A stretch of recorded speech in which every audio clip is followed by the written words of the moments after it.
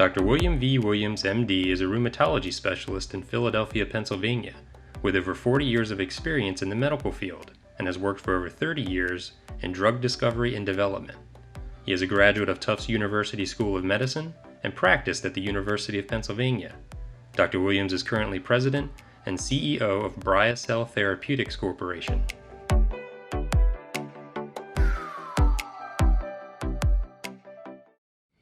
Hi, this is Dr. Bill Williams, and I want to talk to you in a few different sessions here about contraceptives.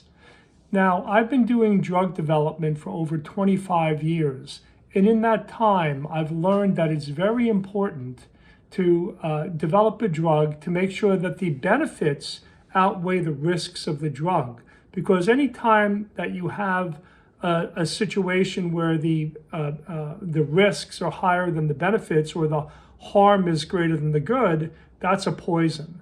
But for drugs, you want the benefit clearly to be greater than the risk.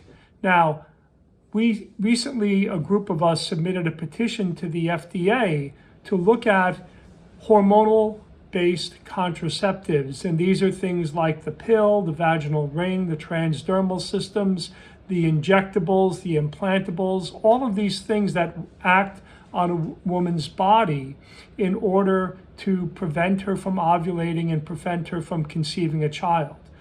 Now, there's a number of very serious risks associated with these, but I don't want to talk about that in this video. I want to send a general framework because, as I mentioned, for any drug, the benefit has to outweigh the risk.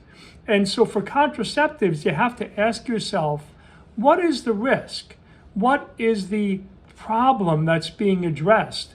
And for contraceptives, unlike other drugs, there's no disease being treated. There's no pathology being reversed. There's no disorder that's being ameliorated. There is essentially no benefit to the woman other than the fact that she can, have intercourse without conceiving a child. And there are many other very effective ways that don't involve the use of drugs that can attain this, especially natural family planning-based methods, fertility awareness-based methods. These methods have now been, associated with apps that you can get on your iPhone to determine when a woman is fertile and when she's not.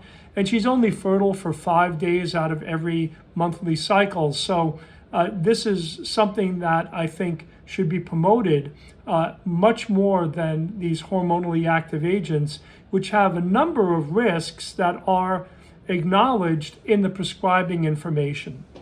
And this includes things like blood clots and strokes and heart attacks, weight gain, etc., some of which I'll be talking about in more detail in subsequent videos. But again, I think the overall overarching theme of these is to keep in mind that for hormonal contraceptives, there's no disease, no disorder, and no pathology that's being treated. And so this is not really a therapy, it's really a lifestyle choice medication. So as we go forward, keep that in mind, and keep in mind that for any drug, the benefit should be much greater than the risks. Thank you, Dr. Bill Williams, and I'll be hopefully connecting with you on some of these other videos.